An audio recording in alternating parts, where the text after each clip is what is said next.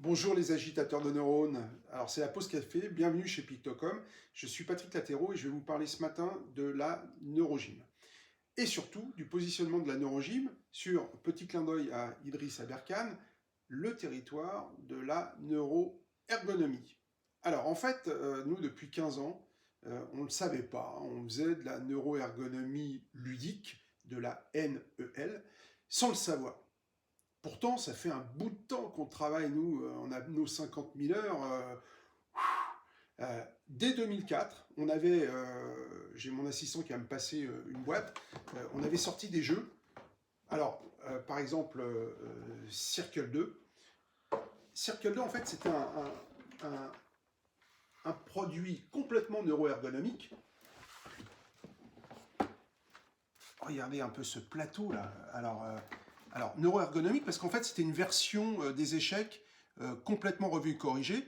Ce plateau-là, hein, ce jeu, il a quand même obtenu médaille d'argent au concours Lépine en 2004. Et dans la foulée, on a eu aussi médaille d'argent, je crois, hein, Vincent, tu Ouais. confirmes, mondial de l'innovation. Et on nous avait dit, vous avez fait une version d'échecs vraiment ergonomique. Alors, en quoi cette version était ergonomique en 2004? Donc, on est bien à plus de 50 000 heures, parce que les pièces, elles peuvent se balader sur le plateau, mais en plus, au niveau ergonomie, à chaque fois qu'elles arrivent sur une case, elles s'enfoncent dans le plateau. Là, d'ailleurs, je peux bouger le plateau comme ça, presque à la verticale, la pièce reste dans le plateau. On ne peut pas faire ça avec un jeu d'échecs, hein, ça ne marche pas. Alors, on peut même mettre d'autres pièces. Hein. Par exemple, là, on a un triangle, un beau triangle. Là, voilà, hop. Le triangle, il peut se balader. Alors, il se déplace en diagonale, hein, parce que ça, c'est un peu comme le fou. Et à chaque fois qu'il va arriver sur une case, il vient se positionner dans la case et il va s'enfoncer dans le plateau. Voilà. Donc, toutes nos pièces, comme ça, permettaient, à l'époque, de faire une version échec complètement neuroergonomique. Et comme elle a bien marché, on a décidé de faire, alors là, on va effacer un peu la poussière hein, sur les boîtes parce qu'elles sont ressorties un peu du... Et je vais la mettre dans le bon sens. Circle 4. Alors, on avait fait la 2, et on a fait la 4. Alors, on ne va pas tous les montrer parce que dans cette catégorie des pictogames, on en a 12. Mais on va quand même montrer celui qui, alors chez les enfants, hein, parce qu'on faisait de la neuroergonomie ludique, aussi pour stimuler la mémoire et repérer les enfants précoces, avec 4 formes, 4 couleurs. Ça vous rappelle quelque chose, ça, les 4 formes, 4 couleurs? PlayStation, triangle, croix, carré, rond. On les retrouve ici. Mais avec en plus des petits chapeaux, avec des couleurs. On va jouer sur hémisphère gauche par les formes, hein, la géométrie, hémisphère droit, les couleurs. Et donc les enfants, il y a plus de 15 ans en arrière, en fait, à chaque fois qu'ils jouaient avec nos jeux, on les stimulait au niveau neuronal. D'où le nom de la neuroergonomie en mode ludique. Alors, ça, c'est les versions vintage. Alors, on en a 12. On va juste donner une petite explication aussi pourquoi les pictogrammes, hein, un picto comme ça, pourquoi il est neuroergonomique. Là, par exemple, on a un carré avec la couleur noire, mais on pourrait montrer aussi, par exemple, un rond vert.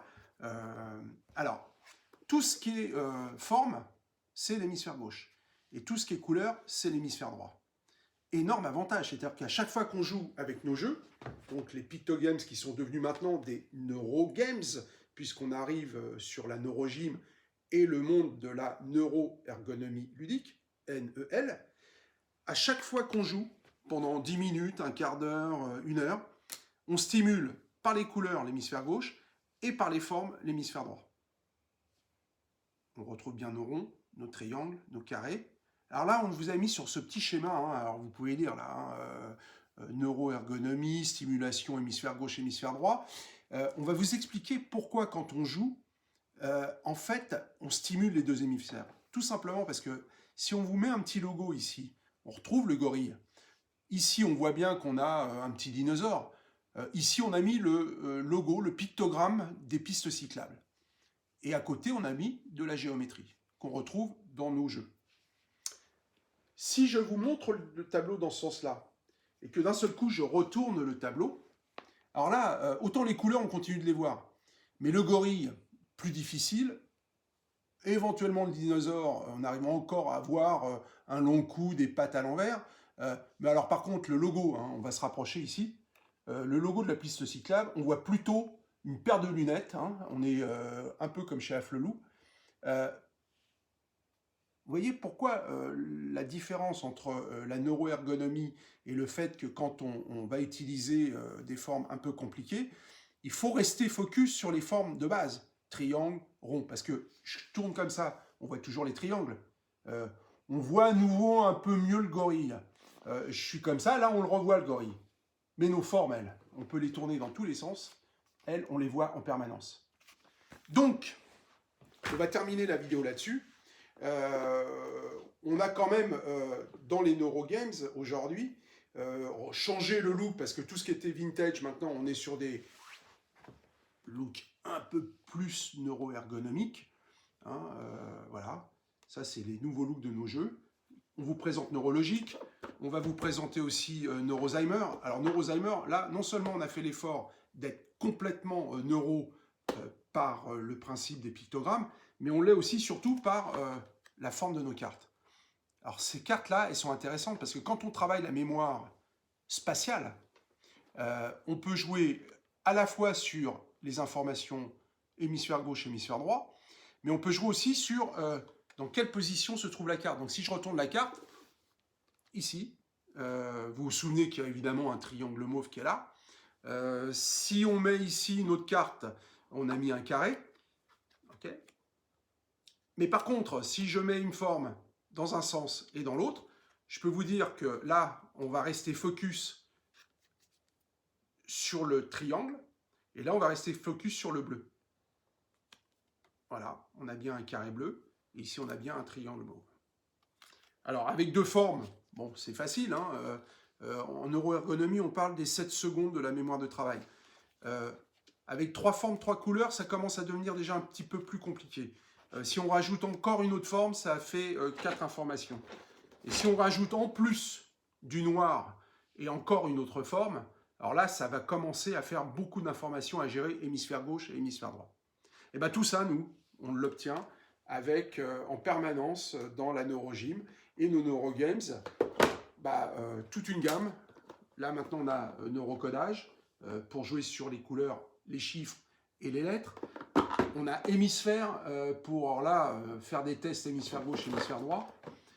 Et enfin, on a, regardez, il n'est pas beau ce petit élément de jeu là, il est complètement neuroergonomique, hein. Il tourne dans tous les sens et il nous permet aussi d'aller vérifier si on se rappelle des formes par l'hémisphère gauche ou des couleurs par l'hémisphère droit.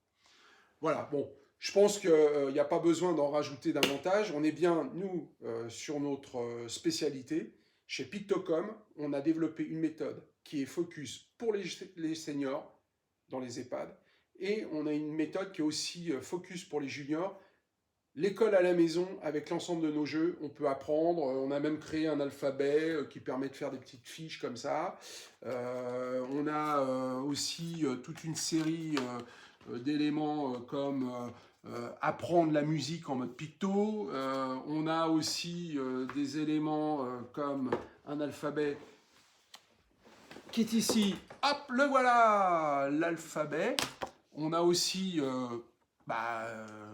apprendre les villes, hein, tout simplement. On peut aussi se positionner sur un cadran 24 heures. Alors là, ça c'est intéressant parce qu'avec les pictogrammes, hémisphère gauche et hémisphère droit, on va savoir à peu près quelle heure il est.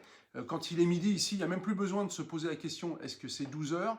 On va directement, avec une petite montre, avoir l'information qui va venir clignoter sur votre poignet en vous disant ah, il faut se diriger vers la salle carré vert, là où on mange. Hein, alors dans les EHPAD, c'est très pratique ça. Et puis on a un alphabet. Alors l'alphabet, alors lui, il est absolument intéressant parce qu'il nous permet de remplacer en permanence des lettres de vos prénoms. On peut aussi utiliser les chiffres. On va faire juste un petit test. Quelqu'un qui a un A, par exemple, dans son prénom, les Marc, les Rachel, les Gaëtan, les Gaël, les Raphaël. Moi, je m'appelle Patrick, donc en fait, le A de Patrick, il peut se remplacer par la première lettre de notre alphabet, qui est un triangle mauve.